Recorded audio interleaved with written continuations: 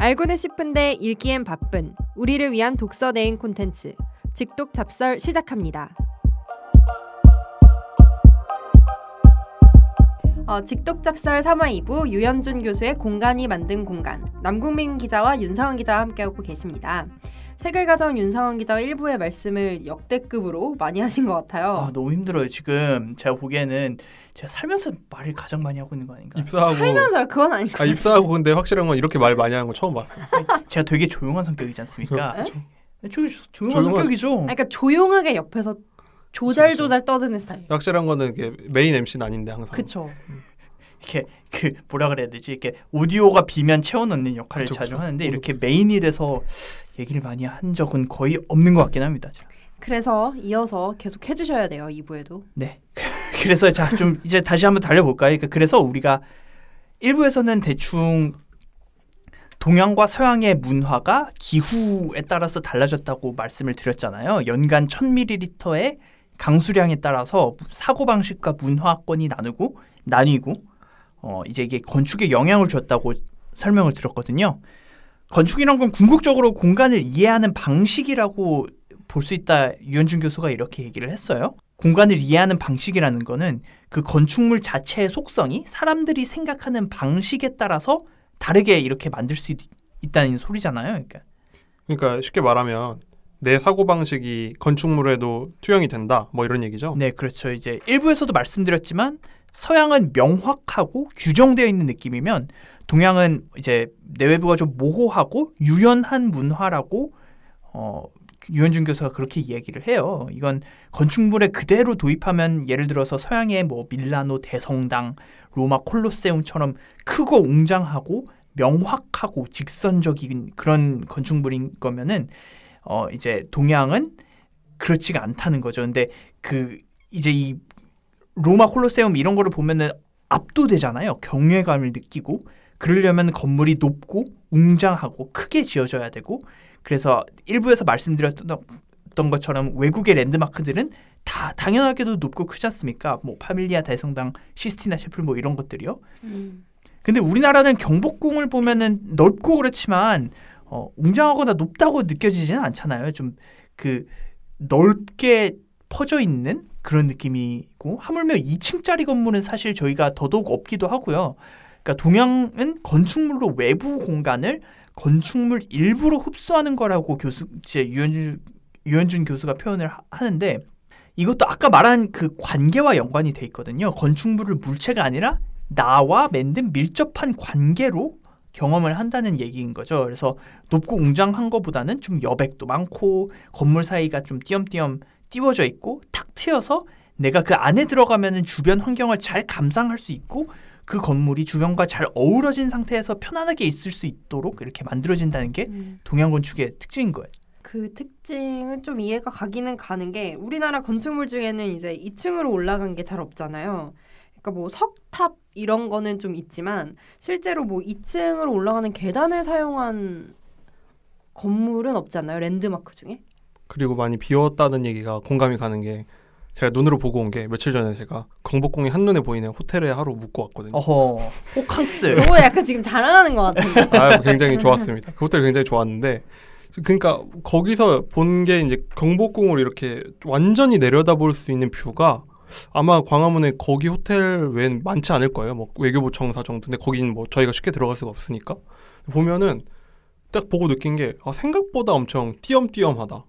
사실 별게 없어요. 보면은 건물이 물론 뭐 일제 때 많이 훼손이 되고 뭐 이런 것도 있다지만 근정전도 굉장히 넓은 마당에 그냥 홀로 이렇게 하나 서 있고 다른 건물들도 그래서 비어 있다는 느낌이 엄청 많이 들었거든요. 실제로 중국 자금성도 그래요. 자금성도 보면은 띄엄띄엄 들어가죠. 아 그래요? 또 중국 전문 백 기자가 나오셔서. 중국을 안 가보셨구나. 안 가봤어요. 안 가봤어요. 자금성이 어떻게 자금성을 안 가봤지?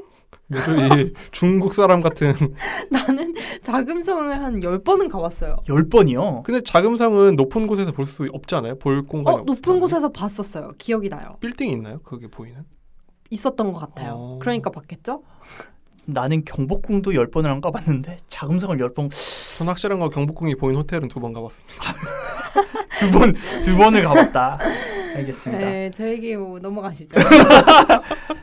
자, 근데 이제 그래서 이게 그 빈 공간이 많고 띄엄띄엄 있고 이런 게 동양의 건축물이면은 이제 서양은 빈 공간이 없고 꽉 채워져 있고 직선적이라고 말씀을 드렸는데, 자, 다시 여기서 유현준 교수가 책을 쓴 이유로 좀 되돌아와 보면 새로운 생각에 관한 이야기를 좀 풀어나가고 싶어서라고 제가 아까 말씀을 드렸잖아요.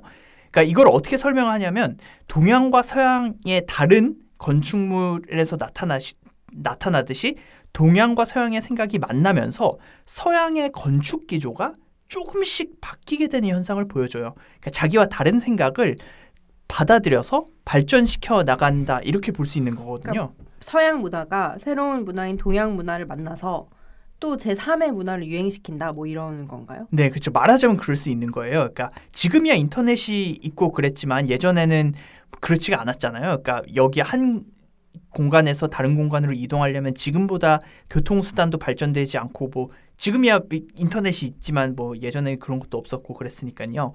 그래서 예전엔 유럽과 중국이라는 정말 그 어마어마한 거리를 잇는 실크로드나 아니면 해상기술이 발전해서 그런 새로운 문화가 만나서 새로운 문화가 만들어지고 유행이 될 수 있었다고 유현준 교수가 설명을 해요.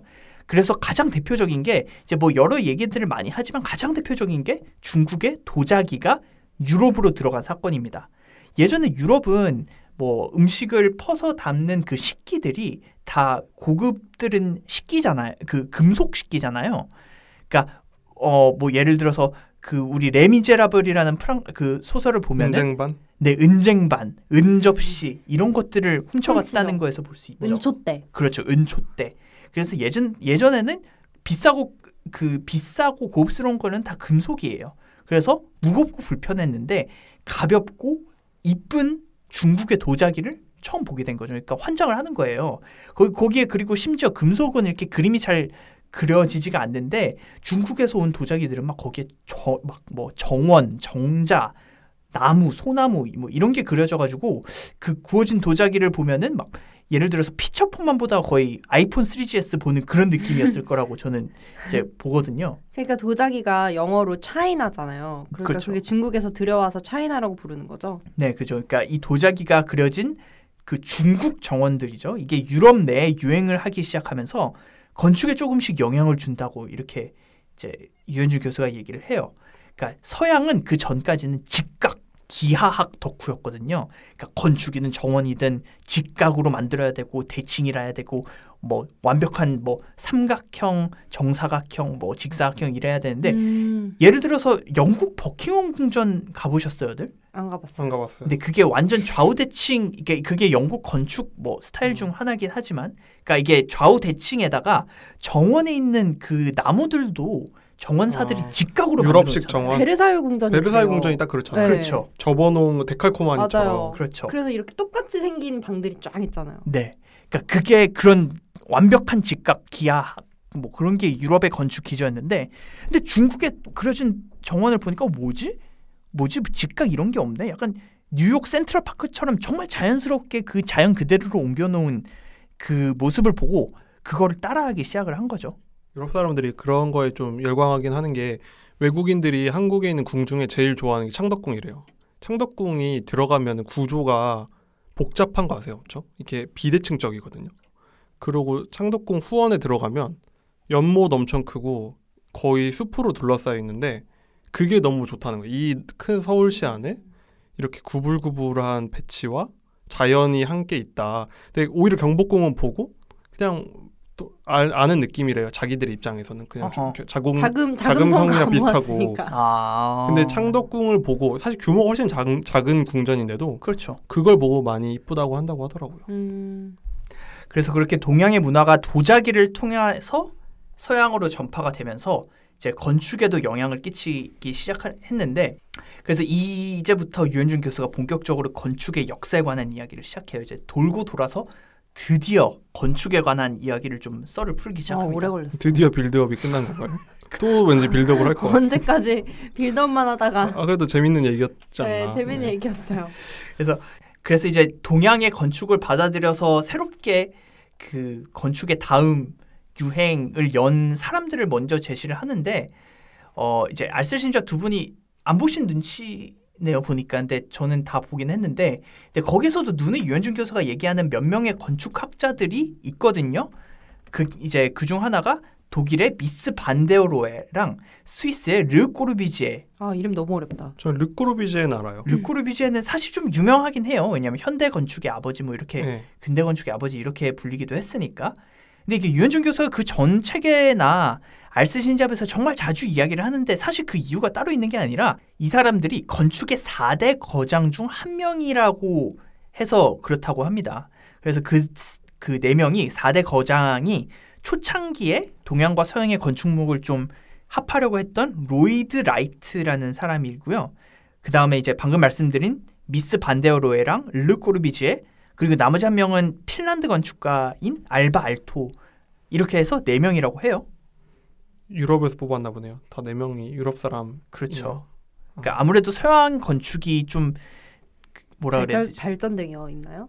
발전되었다기보다는 그거는 이제 그 뭐 발전 열등, 우열 열등 그런 느낌이고, 그냥 기조가 서양 건축물이 기조가 되는 사회였다 보니까, 그러니까 전 세계적으로 기준이 되는 사회였다 보니까. 네, 한국 전쟁 이후에 다 서양식으로 건물을 지었으니까. 그렇죠. 그래서 아마 이제 현대 건축가들도 다 이제 이 4명이 주류가 되지 않았나. 이분들의 특징이 뭐예요? 예, 특징이 이제 미스 반데어로에랑 르 꼬르비지의 그 건축가들은 동양과 서양을 접목시켰다는 게 가장 큰 특징이에요. 그러니까 이 두 사람들도 사실 서양인이기 때문에 직사각형, 기하학, 그리고 벽에 머물러 있었던 그런 서양식 건축에 이제 한계에 있었다가 동양적인 요소들을 하나 둘씩 집어넣었다는 거죠. 그래서 새로운 건축을 그렇게 2개를 융합을 해서 만들었다는 게 유 교수가 말한 이제 가장 특징이에요. 그런 동양적인 게 예를 들어서 뭐 기둥, 처마, 그리고 벽을 사용하지 않고 이제 통유리를 사용을 해서 내부의 경계를 좀 모호하게 만드는 방식, 이런 동양적인 요소들을 서양 건축에 집어넣기 시작하는 거죠. 근데 이런 동양적인 문화가 사실 이제 다른 데가 아니라 일본으로부터 영향을 좀 많이 받았다고 해요. 근데 아까 도자기는 분명히 중국에서 들어왔다고 했는데 왜 일본 문화의 영향을 받았다고 말을 하는 거예요? 근데 이게 되게 재밌는 게, 이제 중국이 도자기를 만들어서 유럽으로 수출을 했던 가장 대표적인 생산 기지가 징더전이라는 곳이었대요. 근데 이 징더전이라는 곳이 뭐 내부 노사 분규나 뭐 전쟁통으로 파괴가 되면서 도자기 생산 그 물량이 계속 줄어드는 거죠. 수요는 그대로인데 물량이 계속 줄어드니까 유럽에서는 이제 화가 나는 거죠. 자기네들은 그런 기술력이 없는데 어디에서 도자기는 찾아야 되기 때문에. 그래서 징더전. 중국 통인 백희영 기자가 방금 여러분 원어민 발음을 해줬습니다. 징더전. 그래서 어떻게 하지? 하고 이제 생각을 하다가 징더전보다 다른 뭐 도자기 생산하는 곳이 없나 물색을 하다가 바로 일본을 찾았어요. 왜냐하면 일본은 그 당시에도 문호를 일찍 개방하고 섬나라다 보니까 어쨌든 항해를 많이 하고 다른 데서 무역을 많이 하다 보니까 얘들도 도자기를 생산을 할 수 있구나라고 해서 일본의 도자기 디자인, 일본의 문화 영향을 많이 받게 됐다고 해요. 그래서 그 되게 대표적인 게 고흐가 일본 그림으로부터 영감을 많이 받았다, 이렇게 이제 상식적으로 다들 알고 있잖아요. 그때 인상파가 일본의 이 그림 영향을 받아가지고 많이 그때 뭐 엄청 일본 문화가 한번 유럽을 한번 휩쓴 적이 있잖아요. 19세기쯤에. 그렇죠. 그런 건가 보네요. 그걸 우리나라가 수출했으면 좀 좋았을 텐데 그때 당시. 그러니까 그러면은 진짜 역사가 우리나라 중심으로 돌아가지 않았을까? 그때 참 아닌가? 그렇죠. 그때 만약에 수출을 많이 했으면 이것도 다 결국은 뭐 무역 전쟁 아니겠어요. 생산 기지를 우리가 가져와서. 근데 그때 우리나라도 도자기를 되게 잘 만들고는 있었는데, 그렇죠? 이게 근데 뭔가 약간 청자, 백자 이런 거였나요? 조선 시대는 원래 뭐 백자 이런 거 아니에요. 그렇죠. 근데 아무래도 뭐 이때는 우리 한국이 좀 경제력이 뒤처져 있을 때니까 수출을 못한 게 아닐까요? 그래서 아쉽네요. 네, 어쨌든 이제 유현준 교수가 4대 거장 중 미스 반데어로에랑 르 꼬르비지에가 어떻게 건축의 동양적인 요소를 녹였는지 그 뒤로부터는 이제 시기별로 좀 설명을 하거든요. 이 책 후반부에는요. 근데 이제 그래서 미스 반데어로에로 예를 들자면 1924년에 지은 벽돌 시골집이라는 건축물만 해도 그때 이제 처음으로 좀 띄엄띄엄 건물 사이를 약간 띄엄띄엄 만들려는 시도가 있었던 건축물이거든요. 근데 그것만 해도 좀 이게 동양적인 요소는 좀 없다 하고 어색했는데 시기가 지나면서 좀 과감해져요. 가장 그 활용 점정을 찍은 게 46년도에 지은 판스워스 하우스라는 게 있어요. 이게 되게 옛날 건물이거든요. 근데 이거를 보면은 현대적이고 좀 세련된 건축물이라고 이제 제 입장에서는 좀 그렇게 보여졌어요. 왜냐하면 이제 뭐 저는 이제 가끔 핀터레스트 이런 데 들어가가지고 건축물을 많이 이렇게 서핑을 하는데 그런데 보면은 되게 고급스럽고 약간 좀 혁신적인 건축물처럼 이렇게 나오는 딱 그 모습이거든요. 그러니까 이 효시가 판스워스 하우스였다는 거죠. 근데 이제 팟캐스트 듣는 분들은 이 그림을 당장 찾아보지 못하실 테니까 좀 설명을 해드리자면 이 판스워스 하우스는 홍수가 나는 자주 동네에 지어진 집이에요. 그래서 그 기둥 몇 개를 지지대로 사용해서 집을 반쯤 띄워놔서 그 위에 짓는데 이제 그 모습이 마치 한옥과 좀 닮았습니다. 그러니까 주춧돌 위에 기둥을 세우고 그 위에 대청마루를 짓는 한옥이랑 좀 비슷한 모양이거든요. 그래서 기둥 사이에 그리고 그 벽을 내는 게 아니라 벽이 없어요. 벽이 없는 대신 그걸 다 유리로 채워요. 그래서 내 외부가 완전히 소통되도록 한 거죠. 그러니까 우리나라 대청마루처럼 진짜 그냥 아예 뚫어 놓은 거예요. 기둥 몇 개만 남겨두고.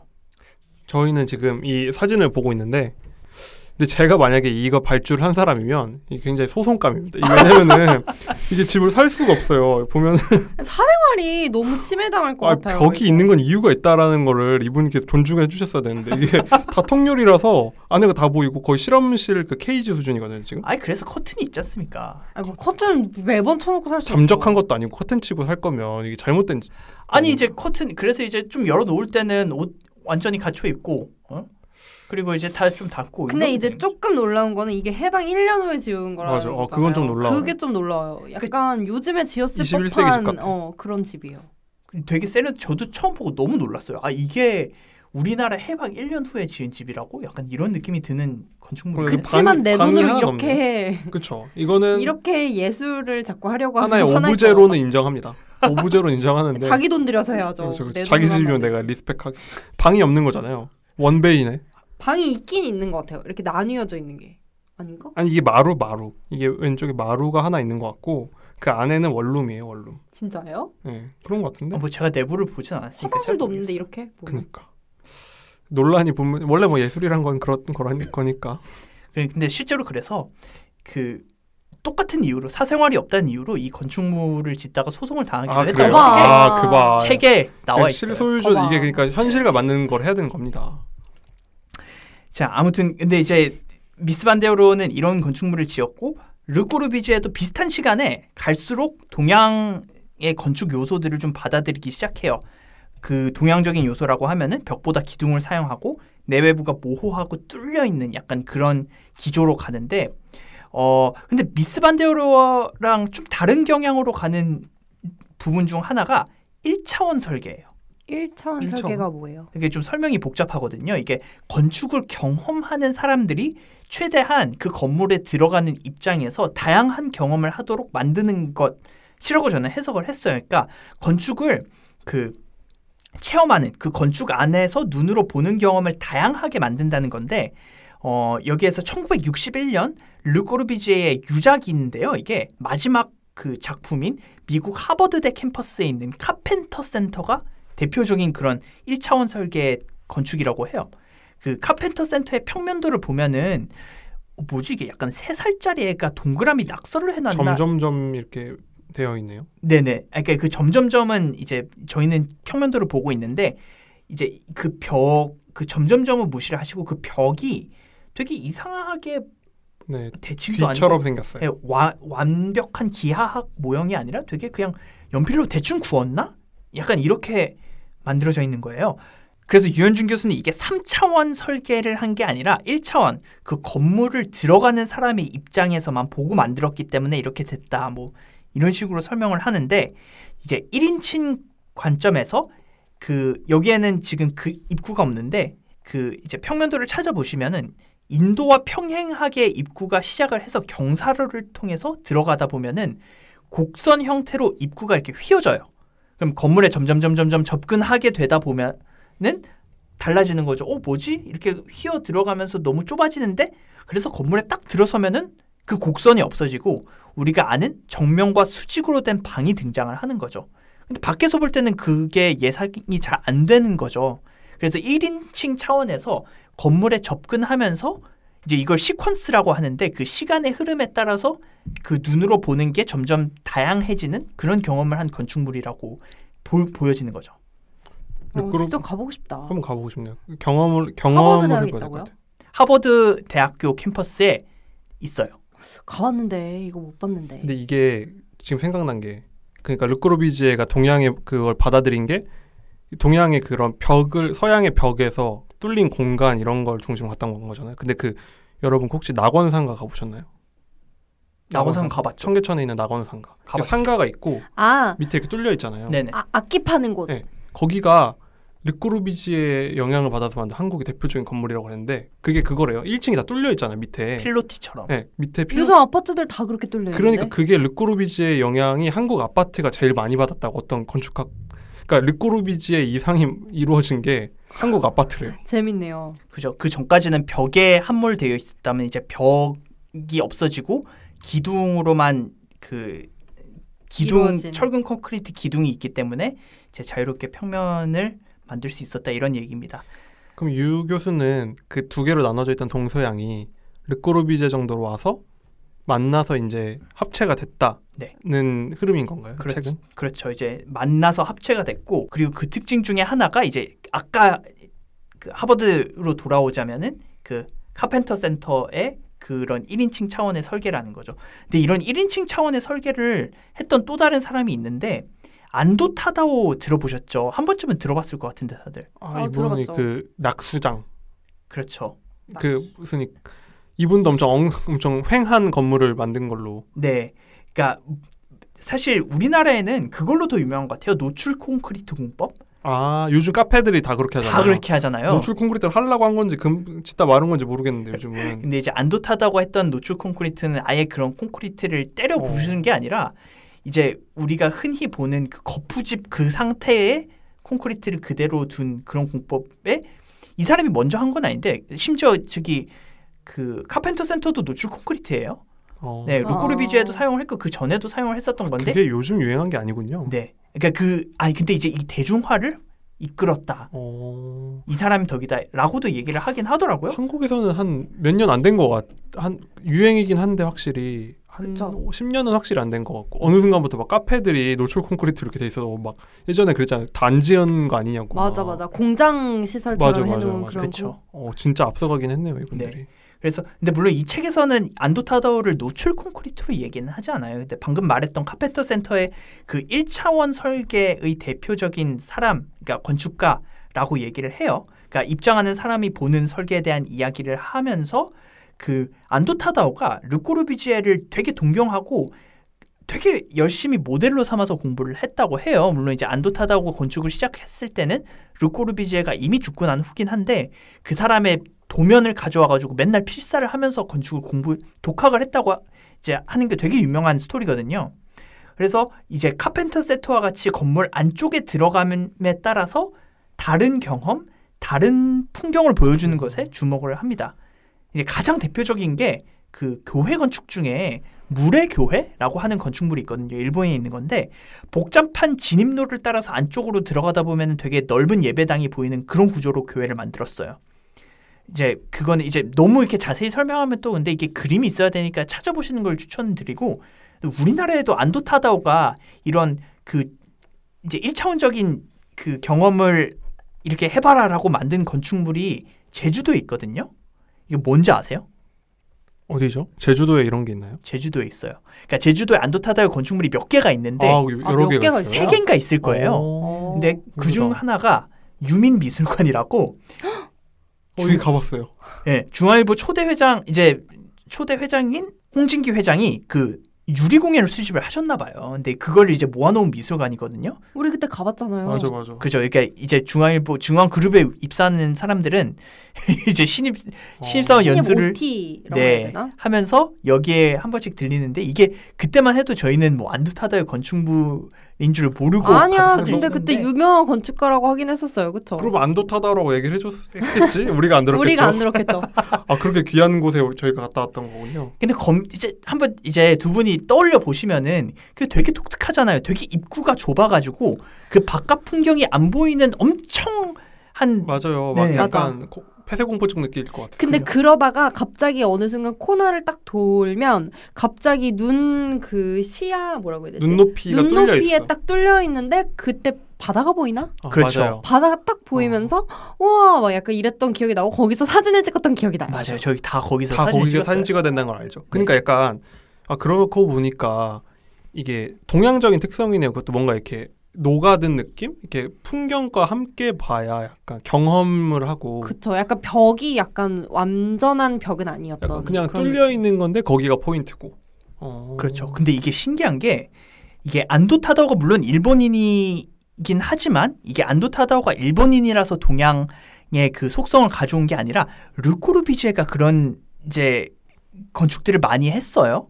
근데 그게 일본 전통 공간의 구조적 특징을 가져왔다는 게 가장 큰 특징이에요. 그러니까 일본에서 가져왔다는 건데, 그러니까 예를 들어서 아주 좁은 공간을 잘게 나눠서 어떤 공간에서 다른 공간으로 가려면은 쓸데없이 문을 몇 개 이렇게 거쳐서 특정한 방에 들어가도록 설계한 게 일본 주택 건축의 특징이라고 해요. 오야봉 나온 영화 보면 계속 문이 열리잖아요. 그렇죠. 문이 계속 열려. 인셉션. 맞아. 근데 이게 그 이유가 이게 공간은 좁은데 시간은 많아서라는 표현이 있어요. 그러니까 예를 들어서 미국은 땅덩어리가 넓은데 넓으니까 이제 빨리 가야 되잖아요. 그래서 시간은 없는데 공간은 많은 게 특징이기 때문에 공간을 단축하는 방향으로 건축이 이루어졌고 대표적인 그 고속도로 뻥뻥 뚫리고 그렇죠. 직선.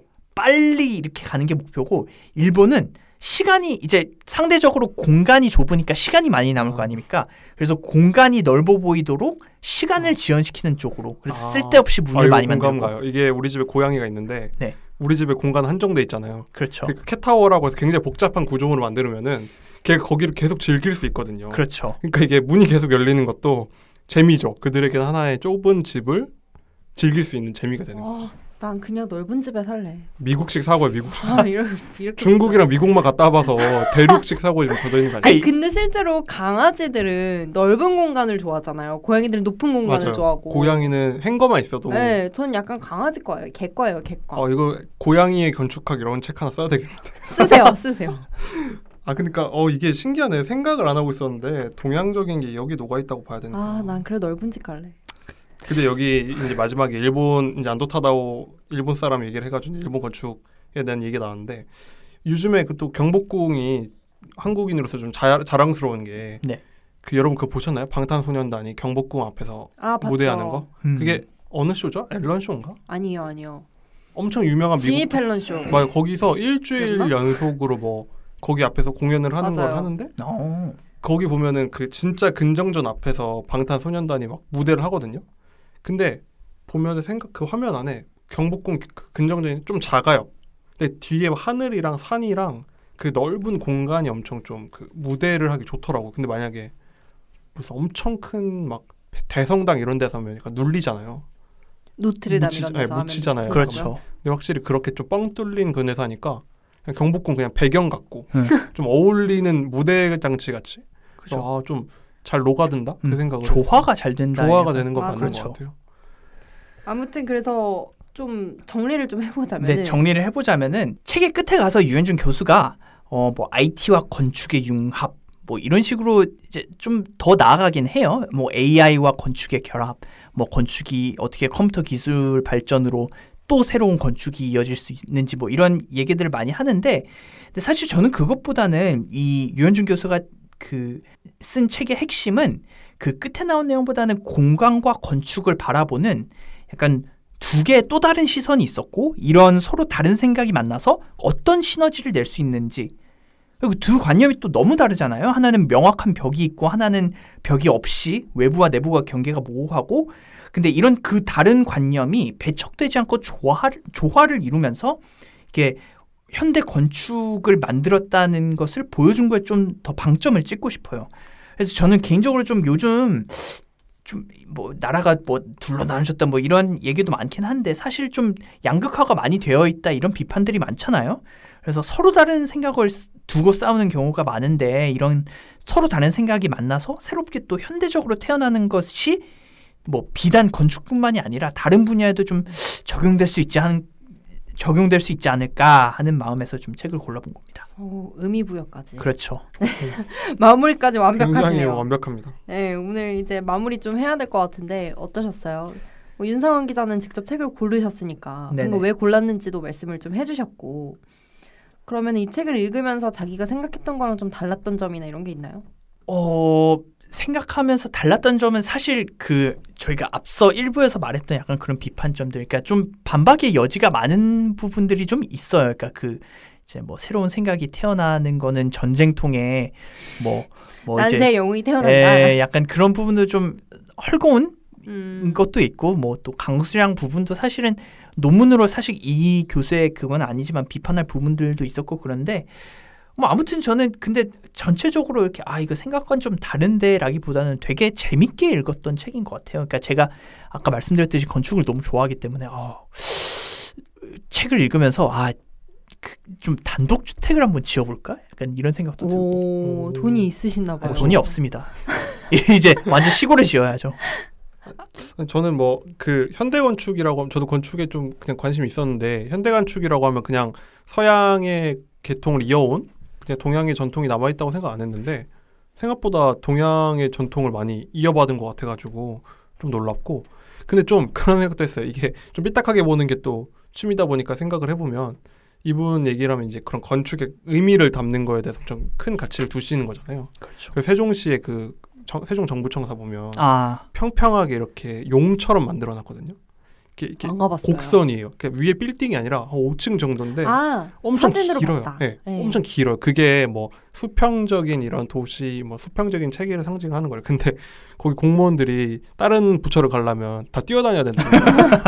원래는 엘리베이터 타고 위층을 가면 되는데 너무 불편하다는 거예요. 그래서 뭐 그런 건축은 실용과 가치를 함께 담아야 되는 거니까.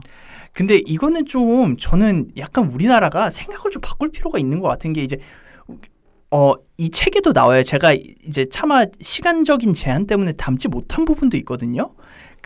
국제주의 양식이라는 건데 우리나라가 지금 서울이나 뉴욕이나 파리나 독일이나 프랑크푸르트나 이런 데 가보면 다 빌딩이 똑같이 생겼잖아요. 이런 맞아요. 똑같은 양식을 국제주의 양식이라고 해요. 이 국제주의 양식은 예를 들어서 예전 성당이나 뭐 이런 고대 건축물들은 천고도 높고, 그러니까 천고라고 하면 그러니까 바닥과 천장의 사이를 얘기를 하는데, 그래서 이제 공간감도 있고 더 넓어 보이는 그런 건데, 국제주의 양식에서는 효율성과 그런 거를 따져요. 그래서 천고가 높으면은 비효율로 봤단 말이죠. 그래서 그 사이즈 같은 입체 공간 안에서도 방을 최대한 많이 만들어서 거기에 노동력을 집어넣어서 최대한 생산이 나올 수 있게 오피스 빌딩을 만드는 약간 그런 방식으로 발전을 했다고 해요. 그리고 이제 또 다른 건축가가 그것에 반해서 또 이제 뭐 건축을 발전시키고 약간 그런 내용들이 나왔는데 제가 이제 차마 담지는 못했거든요. 근데 이제 좀 이 세종 정부 청사도 사실 말이 많았잖아요. 그러니까 이렇게 진든이 많으니 뭐 그쵸. 이럴 거면 공모를 왜 했느니 약간 그죠. 예전에 그런 얘기가 많았었는데 우리나라가 이제 좀 효율성에서 벗어나서 조금 이제 다른 건축물들과 좀 여유도 좀 즐기고 그런 거를 좀 추구할 때가 되지 않았나? 물론 이제 그게 뭐 효율성 추구가 나쁘다는 건 아닌데 조금 다르게 해볼 필요도 있지 않나? 저는 그렇게 생각을 합니다. 네, 알겠습니다. 재밌게 읽으셨다니 저도 기쁩니다. 저도 재밌게 읽었어요. 네, 일단 기본적으로 재밌는 책이어가지고 저희가 많은 반론도 했지만 한번 사서 읽어보시면 정말 재밌게 읽으실 거예요. 후루룩 읽히는 책인 것 맞아요. 같아요. 그래서 유현준 교수가 쓴 공간이 만든 공간 함께 오늘 2부에 걸쳐서 이야기를 나눠봤고요. 다음 주에도 저희는 알찬 책으로 다시 돌아올 건데 이제 다음 주에 뵙기 전에 다음 주 책을 좀 힌트를 드릴게요. 남국민 기자가 준비하는 책이죠. 예, 다음 주는 제가 준비를 했는데요. 저희가 저번 화에 트럼프 대 바이든 내기를 한 번씩 했잖아요. 그렇죠. 저 아직 기억하고 있습니다. 네, 저희 지금 지켜보고 있는데 다음 주 책을 하기 전에 미리 여러분께 한번 한 10년 후에 중국과 미국 중에 어느 나라가 GDP가 앞설까 내기를 한번 해보면 어떨까요? 이건 되게 어렵다. 그래서 제끼자 먼저 하시죠. 저는 떠오르는 샛별 중국에 걸겠습니다. 찍너전. 역시 중국통이죠. 윤상원 기자. 저는 아직도 미국이 GDP가 높을 것 같아요. 10년 후에 네. 한번 지금 거의 따라잡혔는데. 한번 10년 후에 어떻게 될지 다음 팟캐스트에서 한번 분석해 보도록 정말 하겠습니다. 남궁민 기자는 어디가 높을 것 같아요? 저는 다음 주에 공개하겠습니다. 아유, 뭐지? 어떤 책인지 제목은 말씀 안 하시고 지금 그쵸. 이렇게 하신다. 네. 아, 중국과 오케이. 미국의 미래에 대해서 경제적인 측면에서 다뤄본 책입니다. 네, 알겠습니다. 그럼 저희 다음에 또 뵙겠습니다. 안녕히 계세요. 안녕. 안녕.